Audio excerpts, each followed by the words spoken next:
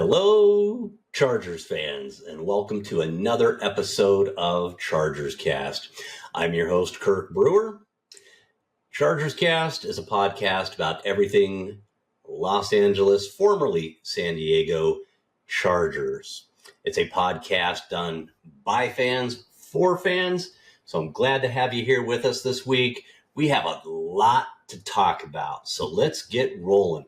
It almost seems like there's more to talk about in losses than there is with wins. And this week, as you all know, we took no way to really describe it other than a painful loss to the New York Giants. And there's a lot to unpack in this game. And then we will roll into previewing Week 5 against the Washington Redskins. So let's get rolling. First and foremost, as a tradition here on ChargersCast, we always crack open a nice cold beverage. This week, it's kind of my mainstay. If you guys are diehard ChargersCast fans, my mainstay is usually Dos Equis or Modelo. This week, it's a nice ice cold Modelo Especial.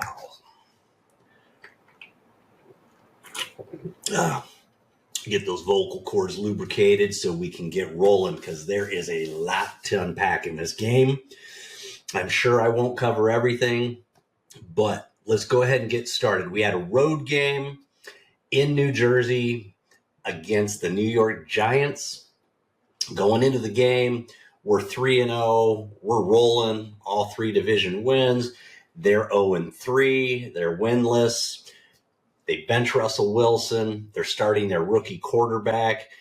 Other than this being an East Coast game with a 10 a.m. West Coast start time, which is always tough. I don't care who says it's not.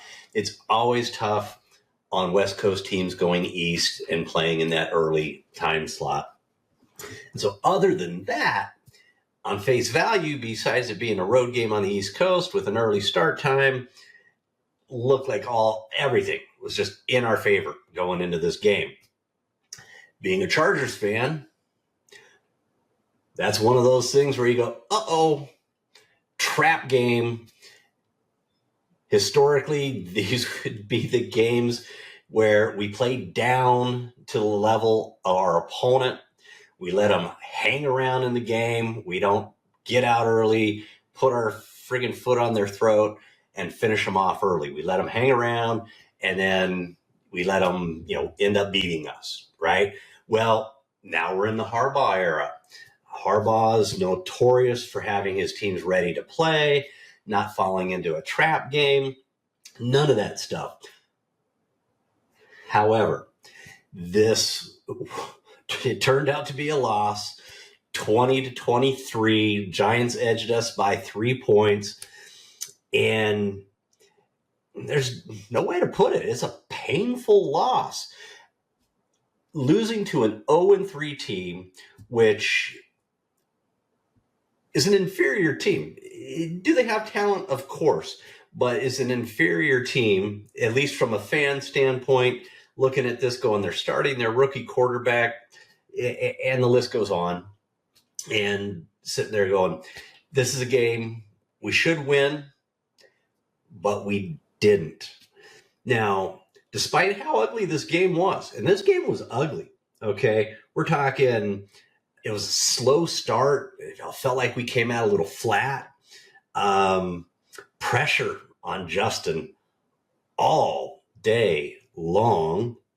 He was beat up and sacked again, losing Joe Alt early in the game, having 2 turnovers, sloppy play, penalties. I think we had more penalties in this game, or the penalties we had in this game was equal to all the penalties we had in the first 3 weeks of the season. Okay. So despite all of that crap that took place in this game, we still had a chance to win this game. Okay. We only lost by 3 points. We had a chance to come back and win this game. We fell short, but we had a chance despite all of the negativity that took place in this game. So there's something there to be mindful of as we head into the season. And I'll talk a little bit more about some bright spots, because there were plenty of bright spots in this game, even though while we were watching it, probably didn't really feel like a whole lot. I think you guys all know one of those bright spots that I'll be talking about in this game. But despite all of that, we had a chance to win this game, okay?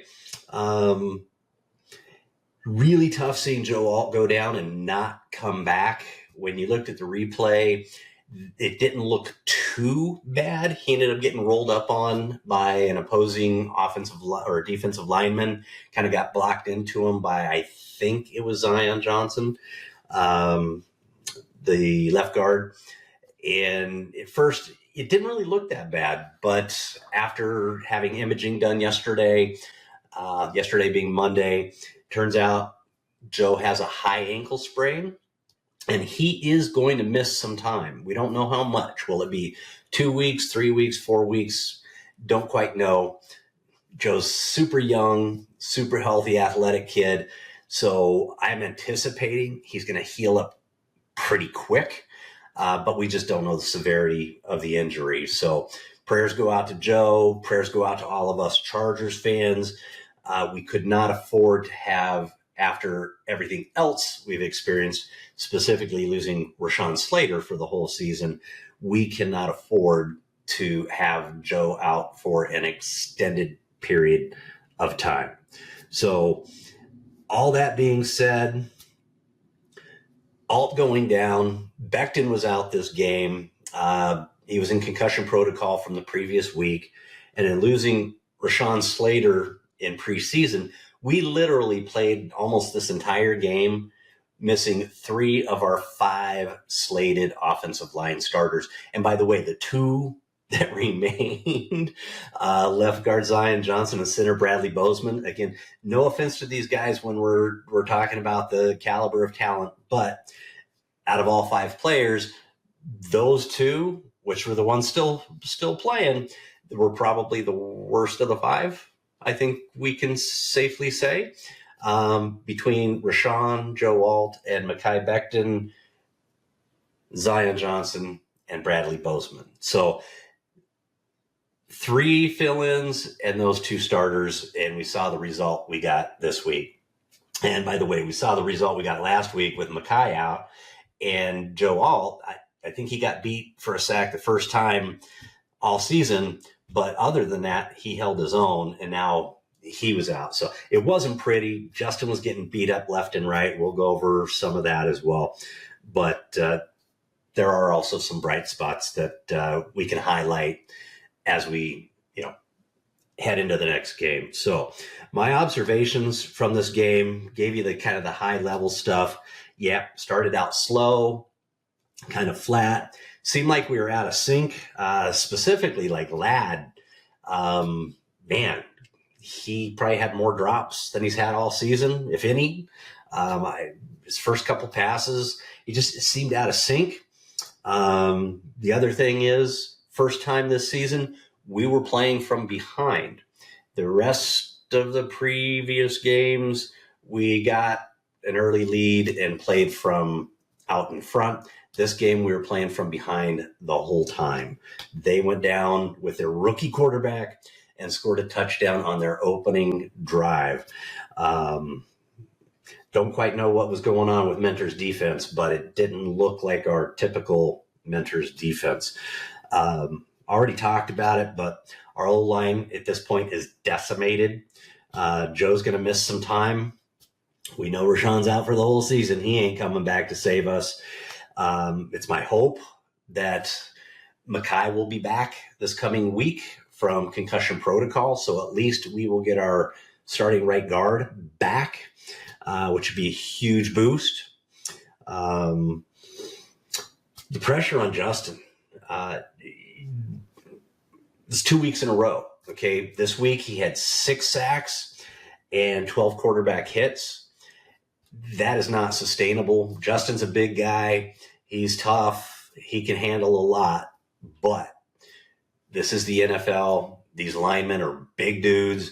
You can't have these guys keep hitting you and landing on you. Justin will not make it through this season if this continues for any length of time. So they're going to have to figure out how to protect Justin better. There are ways that they can go about doing that. Number one, more balance with the running game. Running the ball takes some pressure off of Justin. Running the ball effectively takes a lot of pressure off of Justin because now the play action pass is working. And so that in our offense is obviously moving the ball versus, 1 or 2 yards in a cloud of dust. And then we're 3 and out and punting. So an effective run game, not just balance for the sake of balance, which is beneficial, but an effective balanced game between pass and run is really what we're going to need to keep Justin upright, especially if there are no changes in offensive personnel. And when I say changes, I don't mean changes, I mean additions. Unless we bring some stud offensive linemen from the outside in to fill a starting role somewhere on this line, and we'll talk more about that. If we don't do that, between having the tight ends chipping and getting an effective run game, those would be, with the personnel we currently have, and hopefully getting some healthy guys back like Mekhi and Joe out here in a couple weeks, that's going to be the most effective way to protect Justin and keep him upright. But personally, and I've been saying this since the preseason, ever since Rashawn went down and we elevated Pip to the starting right tackle and moving Joe over to left, and that is Ortiz, and now with all going down especially, and seeing Justin get pummeled here for 2 weeks in a row, Ortiz really needs to fire up the stove and cook. I don't care how much money he spends. I know he does, but I don't as a fan. And usually I'm siding with the team and the salary cap, but at this point, I'm not. And even if it means giving up some draft capital, but Joe needs to go find a starting caliber talent, trade with another team that's already struggling, whatever the case may be. Maybe they've got a little excess in offensive line quality, whatever the case may be, but go bring in a starting caliber offensive lineman. And specifically, because we've got Mekhi and Joe will be back, Mekhi at right guard, Joe at left tackle. I'm thinking left guard, center, or right tackle. One of those 3 positions, Joe needs to go out and bring in a starter and put whichever one he gets, put the individual that's currently starting, Zion, Bose, or Pip, back down on the bench and make them part of the rotation or second string. But Zion's getting beat like crazy. Bozeman's actually been playing pretty good this season, but this game was horrible. And then Pip's just, man, he's a fighter. He's an absolute fighter. And so all of them are, but they're getting beat. And that comes down to talent. And so that's what I believe Ortiz needs to do. If we're going to have the season we anticipated having, and when we make the playoffs, have a chance of going deep in the playoffs, it is not going to hurt us one bit to have another starting offensive lineman, starting caliber, starting worthy, starting talent, you name it. So that is something I'm going to be keeping my eye on here very, very closely here over the course of the next week or 2 or 3, as we're heading into kind of the second quarter of the season, is what is Ortiz going to do to make sure their star quarterback stays upright and stays healthy, because we do not want to justify, or we don't want to risk losing Justin for any length of time this season. While I feel pretty confident that Trey can fill in for about here or about there, this team is all built around Justin. So I know I'm going on about this, but even Harbs came out and said it's unacceptable at this point, the amount that Justin's getting hurt, Now, what he didn't say is Ortiz needs to go out and get somebody, and I believe it was Popper who asked about bringing somebody from the outside in, and Harbaugh gave the standard answer, which is Joe and his staff are always looking to improve the team. Well, if I was Joe or somebody on Joe's staff, I'm looking at offensive line. I'm not looking anywhere else right now. I'm looking at all 32 teams. I'm looking at the USFL. I'm looking at retired players. Scherf, by any chance, who retired this offseason. Probably not formally, not officially, but there has got to be somebody out there that we can get that's going to shore up this offensive line. It's imperative. It's just absolutely imperative for all aspects of the team, but specifically the offense, passing, running,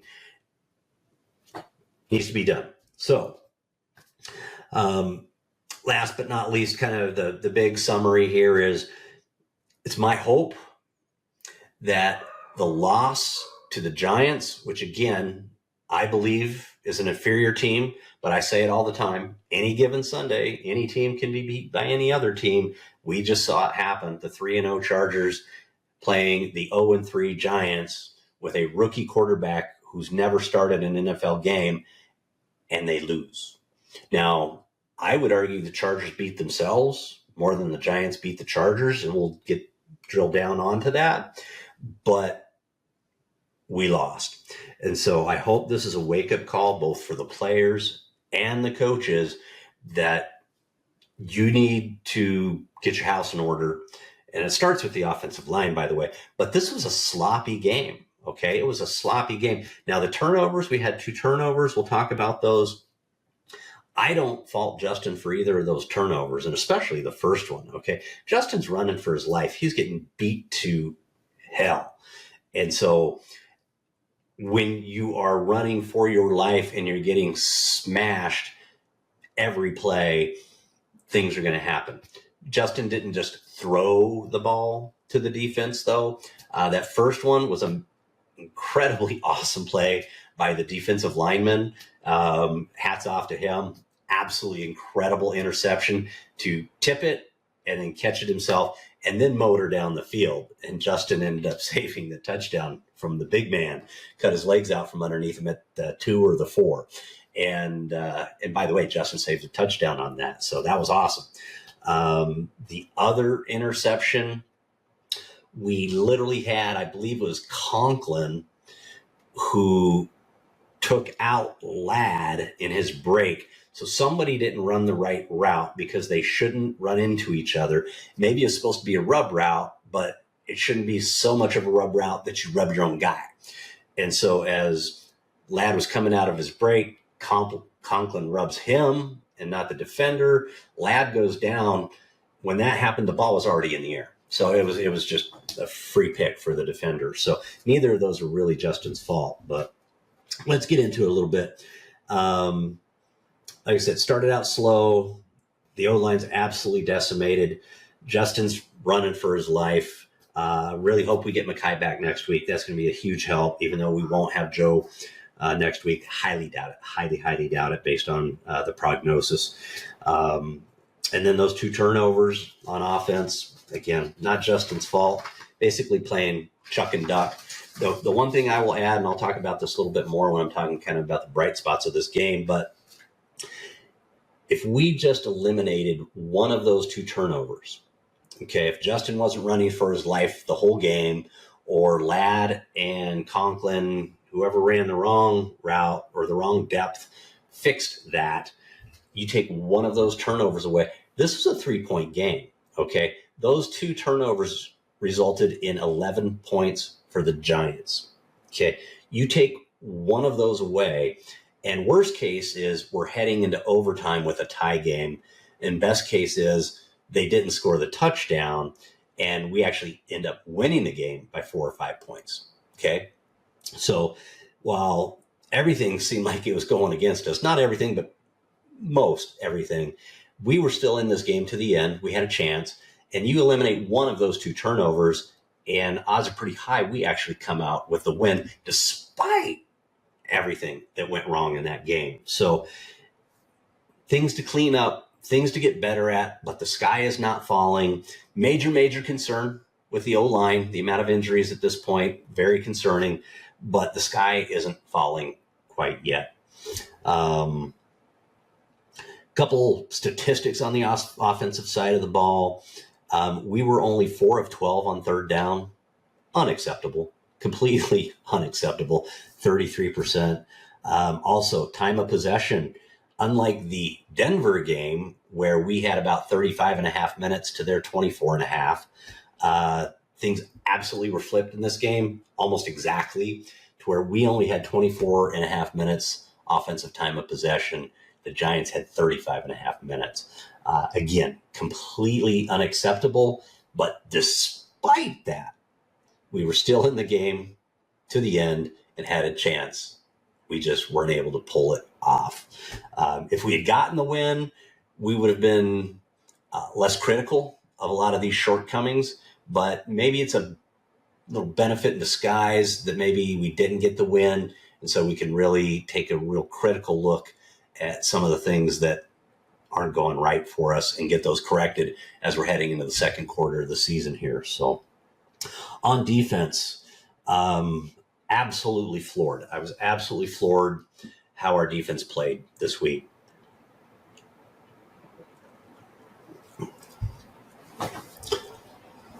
I thought Jesse Mentor was going to have this rookie quarterback completely confused and off balance the whole game. All they had to do is keep the kid in the pocket and make him beat us with his arm. However, Brian Dable had a good game plan for Dart and quick passes, plenty of running, effective running too. Scatterbo's a good running back. I would have loved for us to have drafted him out of ASU. He to me, he fits the Jim Harbaugh mold perfectly. But he was on the Giants. Really good runner, tough runner. Takes 3-4 guys to bring the guy down. Always falls forward. Yada yada yada. To me, Mentor's defense this week made Dart look like he was a veteran. Looked like the kid knew what he was doing. I don't think he made any major mistakes. We definitely didn't get him to throw any interceptions. Quick passes. His completion percentage was pretty good. Not super long balls, but they didn't let him hold the ball very long. But it was effective. And with the way we were playing and the mistakes we were making against ourselves, it was an effective recipe, and it worked. They pulled out the win by 3 points. So our defense could have played a lot better. Dart went 14 of 21, so 66%, and had no interceptions. And very effectively used his legs. Like on that first touchdown, I mean, he went in 15 yards out, untouched. Not a single defender touched him. And we had the box stacked. We had 9-10 guys in the box. But after the snap, everybody dissipated, and like the Red Sea, it parted, and he just walked basically into the end zone on that opening drive. Lots to clean up there is the way I would leave that. Our bend and don't break wasn't good enough this week. Even though we really didn't break, it just wasn't good enough with all the other mistakes that we were making. They had 161 rushing yards between Dart and Scatterbo as their primary rushers. Like I already talked about, the time of possession, right? And so, and here we sit, even after this game, by the way, we're still in the top 5 in scoring defense. I mean, we only let them score 23 points, so we're still in the top 5. We're still in the top 3 as far as yards allowed. And believe it or not, it doesn't feel like it with Matt going down and not having Joey right now. And Thule's kind of slowly starting to, get in there and come alive. But we're top 5 in sacks. I didn't know that till I looked up that statistic, but we're top 5 in the league in sacks. So there's a bright spot. Also, the sky is not falling yet. This was just a very poor showing. And like I said, hopefully a wake-up call for all involved. Special teams, not a whole lot to talk about there. Cam Dicker, he just didn't get enough opportunities in this game to win it for us, but the opportunities he got, he made good on them. The only real area there are coverage units. It was a mixed bag. Some really good coverages, a couple poor coverages. The biggest negative on the special teams was that shank by JK late in the game. Fortunately, it didn't kill us, but again, it didn't flip the field. It was late in the game where, we could have used better field position when we took over for them, but instead he shanked it. They got the ball at like our 45 or something stupid. We stopped them, but we were stopped way deep in our end of the field. And so we had a long field to drive. So special teams is a mixed bag. So let's talk about some of the bright spots of this game, because despite how bad it felt, it's not the end of the world. The sky's not falling. There are a lot of things to be looking forward to out of the Chargers. First and foremost, hey man, we're 3-1 after the first 4 games, the first quarter of the season. If you had asked me before the season started, hey Kirk, if we end up after the first 4 games, 4-1 or 3-1, pardon me, how would you feel about that? I would take it. I absolutely would take it, especially the gauntlet we just went through playing our first 3 games being division games.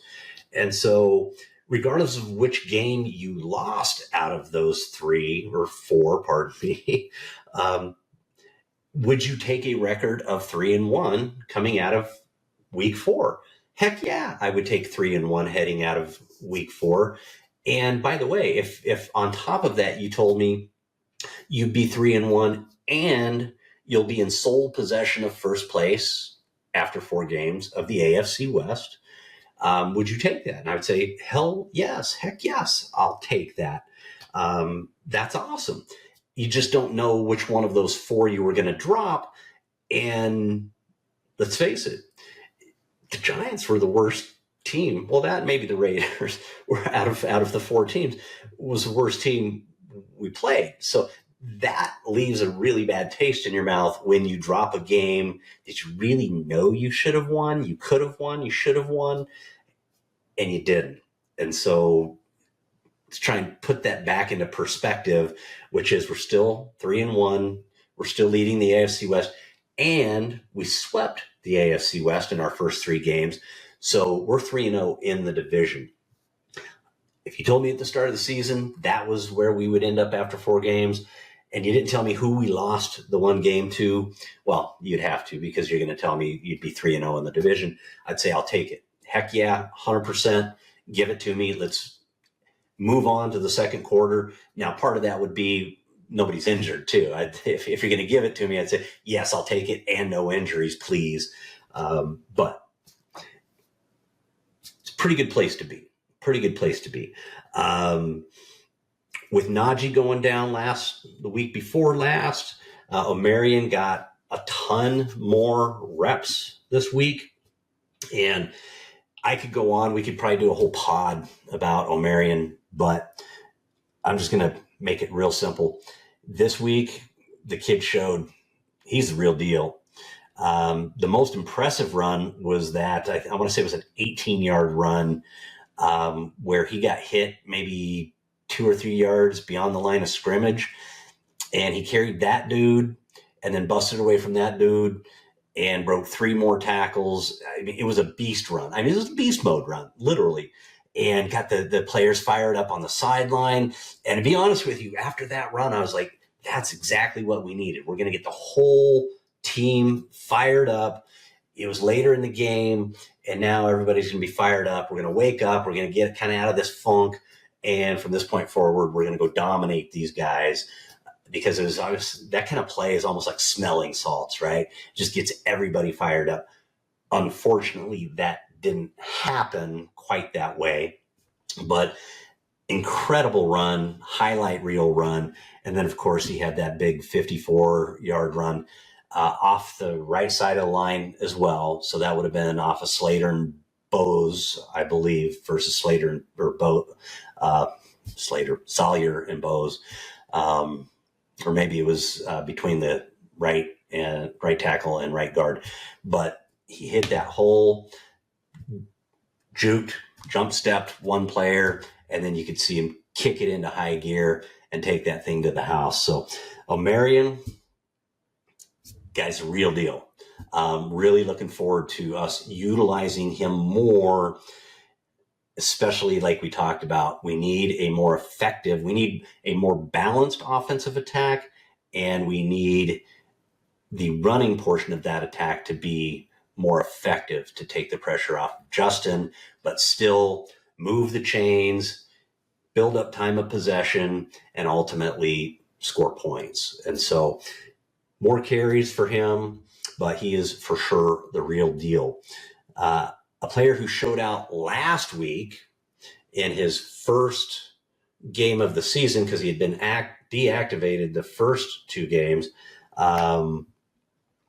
Oronde Gadsden, our rookie tight end, he made a few plays in this game, not as prominent as the previous game against the Broncos, but he's showing all of the skill set that you want in a receiving tight end. He's got the size, he's got the speed, he's got the routes, he's got the hands, all of that stuff.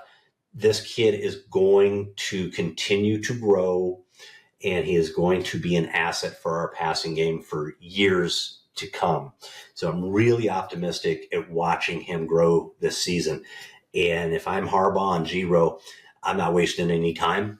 At this point, he's going to remain active the whole rest of the season, and I'm going to work him into the game plan. So hopefully we see more of that. And then my last bright spot out of this game, we kind of talked about a little bit, which is Thule. Thule is starting to step up, which is super important with Mac being down right now. And Mac's going to be out at least another 2 weeks. The earliest he can come back right now would be week 7 against the Colts. So hopefully he's healing up well. And I guarantee he's going to have a brace on that elbow when he does come back, kind of like J.J. Watt for a season or two, where he had big brace on his arm because he's had an elbow injury or something. And so as a defensive player, especially a rusher, I think he can play with a big brace on his elbow and still be effective. But in the meantime, it's nice to see Thule starting to step up. And then Minter's doing some other things as far as blitzing Derwin, blitzing some linebackers, doing some other things to create pressure. And I think that's why we are on the top 5 with sacks. Is Minter, while he prefers to rush 4, he's improvising some pressure, and it's needed, to be quite honest with you. So it's glad to see him doing that. But it's really good to see Thule stepping up. We need him to step up. He needs to become a dominant pass rusher, which he has been in the past. But that's, I think, part of it's because all the attention has been on the other guys, specifically Mac and previously Joey. And so we'll continue to keep an eye on Thule and see if he continues to grow and become that dominant pass rusher that he is more than capable of being. And by the way, he's really good against the run too. So glad we've got Thule on our team. Don't be surprised though, possibly, if we don't see one of these young guys step up. Bud is who Bud is at this point. I'll just leave it there. But our rookie Kennard or Caleb Murphy, one of those two young guys, really like to see one of them step up and become a factor in the rush game as well. Going over injuries, we've already talked about it, but just real quick. So Joe Alt out early in this game in the first quarter. I think it was second series, if I'm not mistaken. Turns out yesterday he had some imaging done. It's a high ankle sprain. He's likely going to miss somewhere at least between 2 and 4 weeks, which really sucks. Joe is the anchor of that line, period. I mean, the kid's a beast, and he's only going to keep getting better. We really can't afford to have him down, especially in Slater's absence. But it is what it is at this point. And so I'm counting on Ortiz to work his magic. Mackay, he was out this week, still in concussion protocol as of yesterday, according to Harbaugh. But I'm optimistic. It's not that often you see somebody out 2.5 weeks, essentially, from a concussion, unless they've got a really bad history of it, like a Tua or somebody, or it's just a really, really flagrant concussion, which I don't even recall when Mackay went out last week, the week before last against the Broncos. So hopefully we get Mackay back and he stays healthy. Talked about Khalil. He can't come back for at least a couple weeks. Week 7 against the Colts would be the earliest. So we at least got to get through this week against the Redskins and next week against the Dolphins for Khalil to be back in week 7 against the Colts. But hopefully he is back when he's eligible to come back. And then, we know Najee's out for the season and Rashawn's out for the season.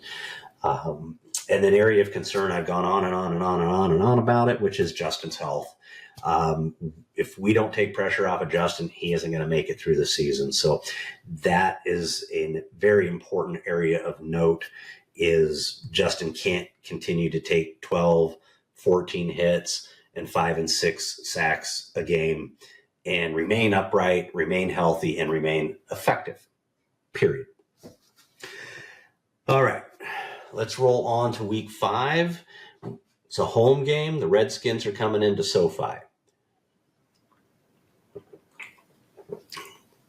What do we have going on in this game? Well, it's a regular game. It's a Sunday game at home, so it'll be Sunday afternoon. We can't take these guys lightly. They're a quality opponent. Now, Jaden Daniels has been out a couple weeks with an injury. I believe it's very probable that he will be starting against us in this game. And so that's going to add a whole nother kind of dynamic to the Redskins offense, because he's a dual threat with his arm and his legs. He's a smart, very capable quarterback. Heck, he took them to the playoffs last season as a rookie. But he's missed a few weeks. He might be a little rusty.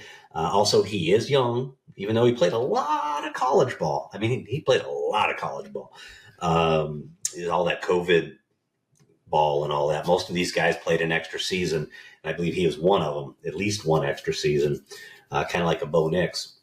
So he's very capable. But that being said, I would look for, kind of like I was looking for in the Giants game, but didn't see it, I will look for Mentor to scheme up looks that are going to confuse him and create an opportunity, especially if we can get a little pressure on him, whether it's manufactured pressure or just rushing forward, but confuse him a little bit and maybe get him to throw us one or two, because we do need to get back to winning the turnover battle. And against these younger quarterbacks with our defense, there's no reason why we shouldn't. A little bit about Washington's rankings. On defense, they're the 18th, kind of middle of the pack, scoring defense. They're 24th yards allowed per game. So they're down there in the lower ranks, lower third. On offense, however, they are 8th in points per game, 12th in total yards per game. Okay, so upper quartile. And they have the second best running game yards per game. Okay. Now, part of that's going to be Jaden Daniels running, but he's been out a couple weeks. And by the way, we have Austin Eckler's out for the season. I believe he blew out his Achilles 2 weeks ago. And so he is out for the season. So we will not be facing our guy, Austin, who is a dual threat running and catching the ball out of the backfield. So we at least have that. And who knows, maybe Jaden Daniels doesn't start this week, but I believe he's pretty much healed up and we will see him. So what am I going to be looking for in this game? Man, I'm going to sound like a broken record this podcast, guys, but can the friggin' O-line keep Justin even remotely clean and upright. He cannot keep getting hit like he's getting hit. Every one of those is a hard hit. And if it's not super hard, it's still, pushing him down on the ground. The ground's hard. He's taken too many hits. So can they manufacture protection, or can they just flat out protect between the running game, adding the tight ends, Fisk and Matlock in particular? Maybe Disley will be back, so get him back in for blocking. But can we keep Justin upright between the O-line, whatever we do there, balanced running and passing attack, getting our big fat tight ends involved in blocking, all of the above, having running backs chipping, you name it, but we got to protect Justin. Number 2, are we going to have Mekhi back? It's going to be absolutely huge to get him back there at right guard. Get one more of our starters back in the offensive line. Huge, huge, huge. Already talked about balancing the run and the pass. More O'Marion, please. Okay. What we saw in this game was awesome. What he's capable of doing if the offensive line can give him a crease. And so definitely want to see a lot more of O'Marion Hampton. And I think that will serve the entire offense well to get him the ball more. And then obviously taking pressure off of Justin. In the passing game, we need to get Ladd going early. This was not a good game for Ladd. And in the grand scheme of things, Ladd's not yet started out the season kind of the way last season went. So, yes, we've got Keenan. He's getting some balls because there's some similarities in what they do. But we need to get Ladd going early. And then let Keenan and QJ do what they've been doing. They've both been awesome contributors. QJ, another deep pass this week for a touchdown. So keep that up. Keep the defense honest on the deep routes. Let Keenan and Ladd work the underneath and the intermediate routes. And then let's get this kid, Aronda Gadsden, let's get him more involved as well, because he's a wild card, okay? He used to play wide receiver before he converted to tight end. He's big, he's tall, he's fast, great hands. Let's get this kid more involved. Right now, I think he's still kind of an under-the-radar screen guy. At least he will be until we consistently show he's contributing. But let's get him in and get him contributing, because he's going to be an X factor for this offense between Keenan, Ladd, QJ, O'Marion, and then you throw this kid in. And then, you still have Disley doing his thing and Conklin doing their thing. So important to get this kid going. On defense, our defensive line needs to dominate the line of scrimmage. And I mean both from the edges. So we need to get some pressure going, but also from the interior. If the interior can clog things up, that's going to help keep, assuming Jaden Daniels is starting, keep him in the pocket. Get that pressure, fill the gaps up the middle, and keep him in the pocket. If he's going to escape, he's going to have to escape out on the edges. And hopefully we have edge contain between our edge rushers and our linebackers. We got to stop the run, right? They've got the second best running offense in the league. So again, limit Daniels' ability to beat us with his feet and run to the ball, gang tackle their running backs on running plays. Can we confuse Jaden Daniels with our defense? I think we can. I think Mentor can scheme that up and the players can execute it. Why we didn't do it this week against Jackson Dart, other than the fact that their coaches put a really good game plan together for him where he didn't hold the ball, they didn't go deep or try to go deep very often. It was very short, quick passing. I think our defense is capable of confusing younger quarterbacks, especially if they're going to try and go for those deep balls. And so we'll see. Obviously, they got Terry McLaughlin, and he's a deep ball threat. And so our DBs are going to have to be aware of him. And then ultimately, turnovers. Can we get back into the winning column in the turnover battle?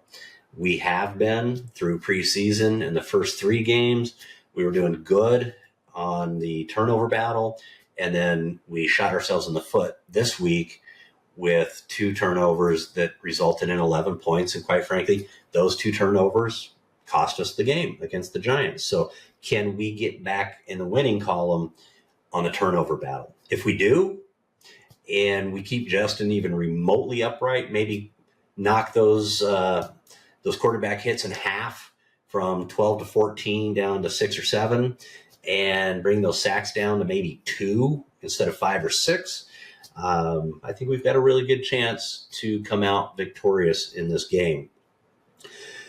So let's talk about game predictions. It's not pretty for last week. Brennan, he predicted a 27-7 win, Chargers win. I predicted a 33-17 win. We both choked, and we both were wrong because the Giants beat us 20-23. And so it was a loss. And by the way, we had so much to talk about here. I jumped right into the pod, but as you guys can see, Brennan wasn't able to make it this week on the podcast. He's sorely missed. Love having his perspective on the Bolts and the games, but he had some personal matters he had to tend to, and I'm sure we'll have him back next week. So, week 5 against the Redskins. Don't have Brennan and his prediction here. My prediction, this is going to be tough after just how we played against the Giants and our offensive line being as decimated as it is. I think this is going to be a low-scoring game. Probably a defensive struggle, which hopefully our defense wins that battle. But I'm looking at literally 17-13 Chargers. Okay. And we'll see, fingers crossed, that it's an absolute blowout and it's not even that close. But I do believe it being a home game, Chargers getting a wake-up call against the lesser team of the Giants, and being able to patch up some holes that we have, we'll be able to pull this one out. So there you have it, Bolt fans. It's another episode of ChargersCast.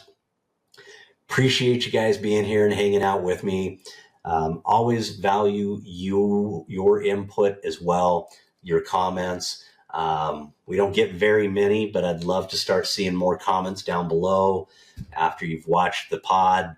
Love to hear your perspective, whether it's something you agree with, just a point you'd like to make that maybe we didn't touch on. And obviously, if you have a counterpoint to something we said that you believe is a different argument, love to hear that as well. It's all about fans, man. It's all about the Chargers, and it's all about fans. There's no right or wrong. Love having you guys participate in the pod. Love to get some of your comments. So don't be bashful. Feel free to go below and leave a comment.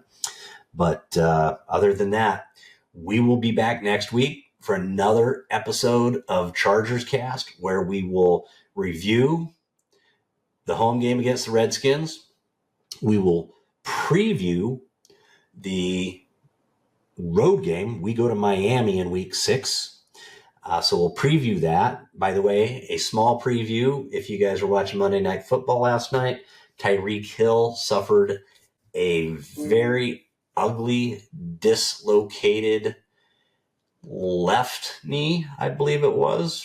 Trying to recall the highlight. I believe it was his left knee that he landed on and twisted. It was pretty brutal if you saw it.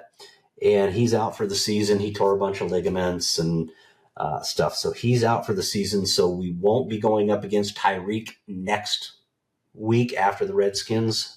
But we'll be here to preview that game as well. So last but not least, you can always catch us out at ChargersCast.com. We've got a really cool merch shop with cool ChargersCast merchandise like these awesome embroidered, these are high quality baseball/dad hats. And we've got a bunch of other cool merch like coffee cups and t-shirts and hoodies. Some really cool Chargers Cast/Chargers merch. So feel free to head out there and check it out. You never know. You might find something you like that is not just standard Chargers merch. And with that, hey, Bolt fans, who's got it better than us, even in a loss? Nobody. We'll see you guys next week. In the meantime, bolt up. Hi, I'm Kirk Brewer, the creator and host of ChargersCast. I just wanted to say thank you so much for tuning in to another episode of ChargersCast. We really appreciate you engaging with the podcast.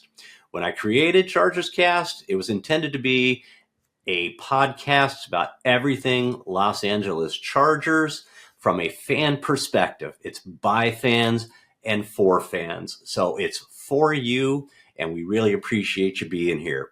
If you haven't done so already, please go down below, leave a comment, give us some feedback. We really love to hear from you. And if you haven't done so already, please subscribe and click the little bell so that you get notifications when new content drops.